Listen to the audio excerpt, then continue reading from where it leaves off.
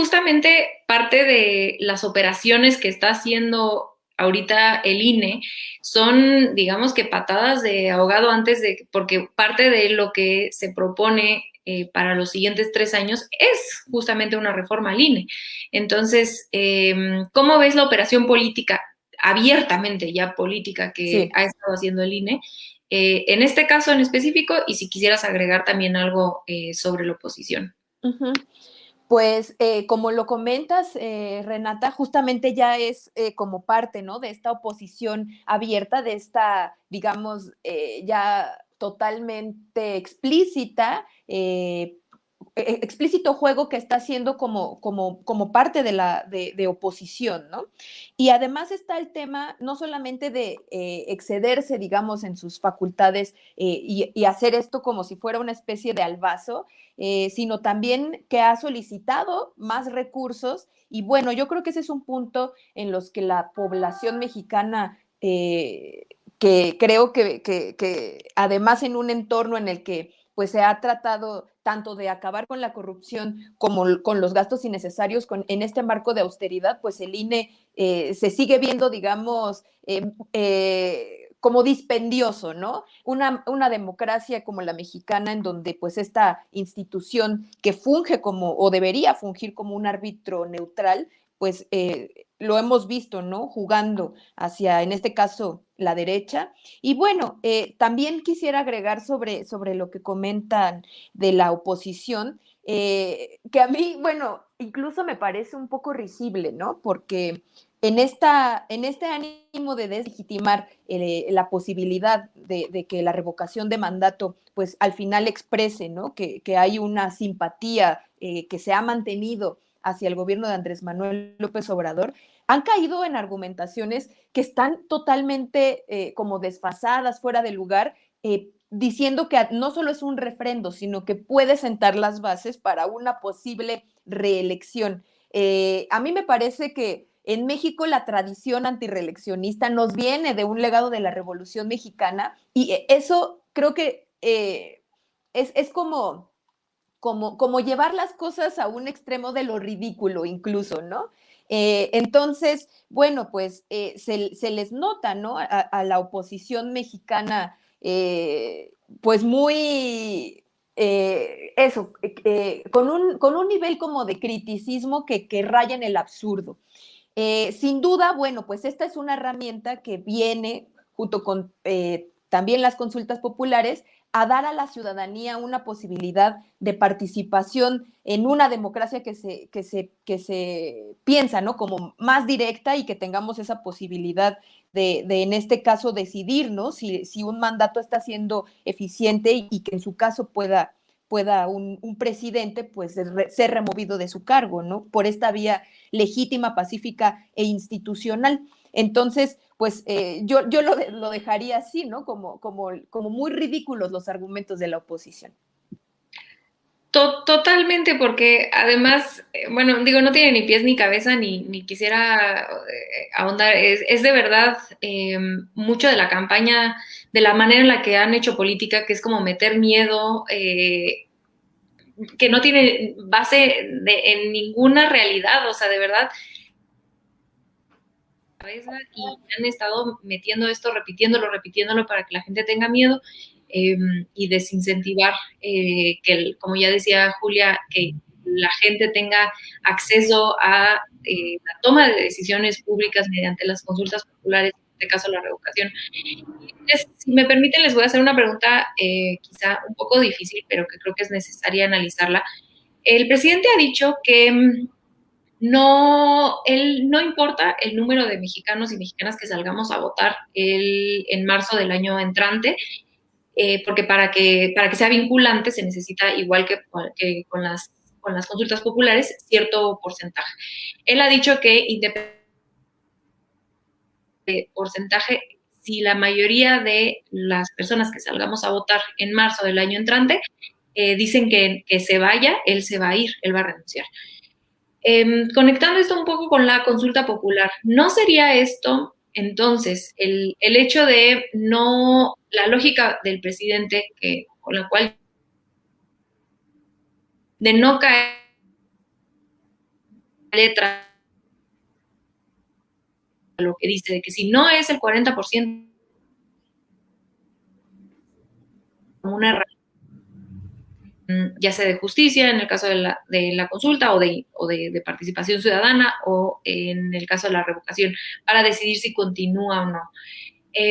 ¿No sería prudente o congruente que este mismo argumento de que no importa si se llegó al porcentaje para que fuera vinculante, para que sea vinculante la revocación de mandato, se usara esa misma lógica en el tema de la consulta popular? Es decir, que esto se vea, tanto la consulta como la revocación, se vea como una herramienta, pero que no nos metamos en el procedimiento y volvernos como mucho como la oposición, que es muy, que se mete a todo, es que así lo dice la ley y el procedimiento lo dice así, y ese es su pretexto para no hacer justicia o para no hacer temas que no les gustan.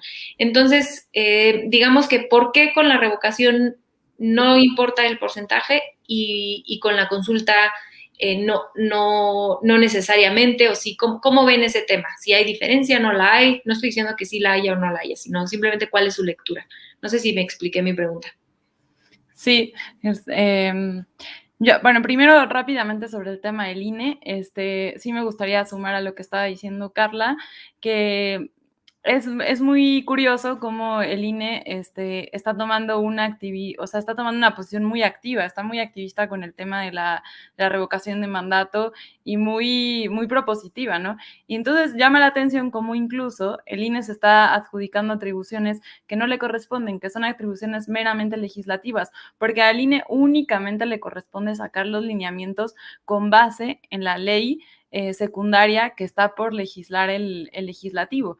Entonces, solo algo para la audiencia, digamos, porque ahora con lo que están asustando la oposición es, bueno, pues entonces, con lo que está jugando el INE es que como ya se está acabando, bueno, como ya se acabó formalmente el plazo que se establece en los transitorios de la reforma para que el Congreso de la Unión hubiese emitido la ley secundaria, entonces lo que está diciendo el INE que se está, digamos, respaldando en esto, que técnicamente es correcto, pero lo está utilizando políticamente para decir, entonces nosotros ya vamos a sacar los lineamientos porque ustedes ya se tardaron mucho.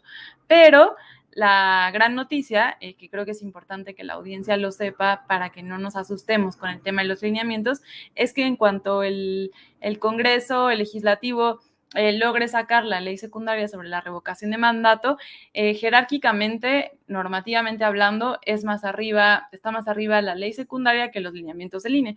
Entonces, con la pena del mundo, el INE va a tener que adecuar sus lineamientos a lo que establezca la ley secundaria cuando se logre sacar.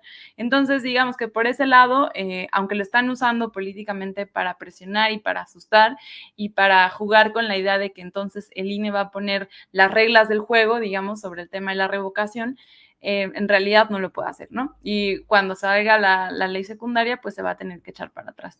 Entonces, bueno, eso era lo único que yo quería sumar. Y sobre tu pregunta, bueno, es interesante el tema del porcentaje vinculante. Como sabemos, se necesita que sea el 40% para que sea vinculante, que ya lo vivimos ahora con la consulta, y después con el tema de la revocación de mandato. Bueno, yo creo que sobre esto, el presidente Andrés Manuel López Obrador fue claro el día post consulta, cuando todos estábamos expectantes a ver qué decía sobre los resultados de la consulta. Él lo que dijo, entre otras cosas que son tema de otros debates, pero él lo que dijo es, voy a hacer una iniciativa para que se reduzca el porcentaje, porque es muy alto poder llegar a ese porcentaje. Entonces, yo creo que él mismo pasó por un proceso de reflexión en torno al porcentaje que se estableció para que sea vinculante, ¿no? Pero independientemente de eso, que digamos que la consulta fue el primer ejercicio ciudadano de esta forma y ahora viene la revocación, que será el segundo de esta nueva manera que conocemos, de tomar decisiones con base en la opinión popular. Independientemente de eso, yo creo que sí hay una diferencia. Yo creo que el tema de la revocación de mandato pues es atribuible directamente a él, ¿no? Entonces yo creo que él sí tiene facultades, más allá si son legales, ¿no? De eso por ahora no lo quiero decir, pero, o sea, yo creo que sí tiene, digamos, el derecho a decir si estábamos decidiendo sobre mi persona y sobre la persona que ocupa el cargo presidencial, pues simplemente si la población no refrenda el sentimiento del 18 de que yo esté aquí en el puesto, pues renuncio, ¿no? Entonces me parece, digamos, hasta cierto punto normal que sea de esta forma, independientemente de los porcentajes que se tengan que alcanzar para que sean vinculantes. Y sobre la consulta, o sea, digamos, esto poniéndolo versus consulta, pues la decisión no era sobre él en sí mismo, ¿no? Entonces no podía establecer como, bueno, si pasa esto, tal.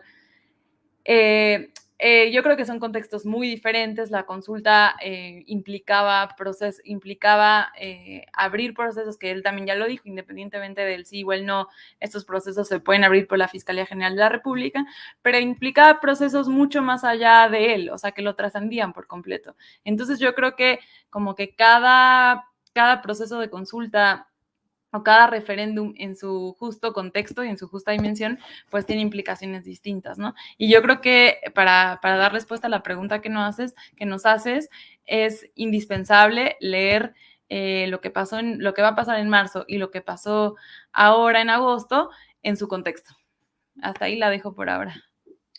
Ay, es importantísimo lo que nos dices del INE y sí, bueno, concuerdo. No sé qué piensas tú, querida cumpleañera. Ay, gracias, Renata.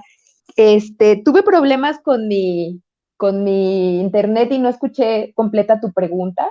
Pero nada más un comentario muy, muy breve sobre lo que está comentando Julia, y ahorita me dices de nuevo la pregunta.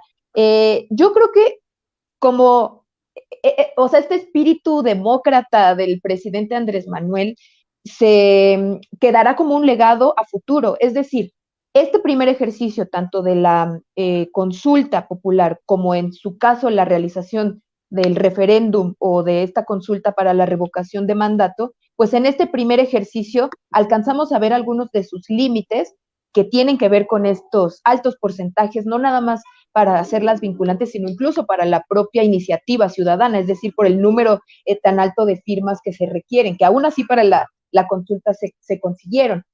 Sin embargo, pues bueno, son los primeros ejercicios de esta naturaleza que realizamos en nuestro país, y a futuro pues nos dan herramientas para incidir, ¿no? en estos procesos políticos que no teníamos, y que, pensándolo como en términos muy profundos de nuestro sistema político, brindan estas herramientas y modifican también el propio ejercicio del poder, modifican profundamente al sistema político mexicano, pues en el sentido en el que la posibilidad de hacer en esta mitad, ¿no? A la mitad de cada sexenio, el proceso de revocación, va a implicar que los propios gobernantes pues tengan este compromiso, ¿no? Y que la ciudadanía pues tenga justo esta herramienta. Ahora también hay que decirlo, creo que es importante, la revocación no es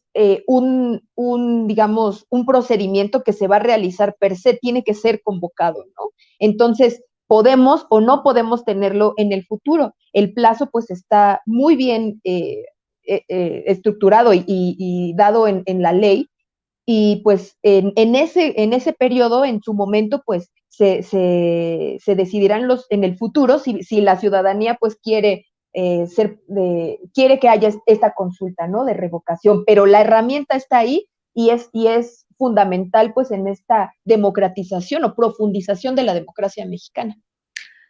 Es muy importante esto que mencionas, justo para que no se confunda la gente, pues que no es necesariamente cierto que esto va a suceder en otros sexenios, pero que probablemente si empieza a suceder en algunos sexenios, en varios sexenios, pues el costo político de dejar de hacerlo, esperemos que sea alto, ¿no? O sea, que se vuelva una costumbre política, Sí. sería algo bueno. Y mi pregunta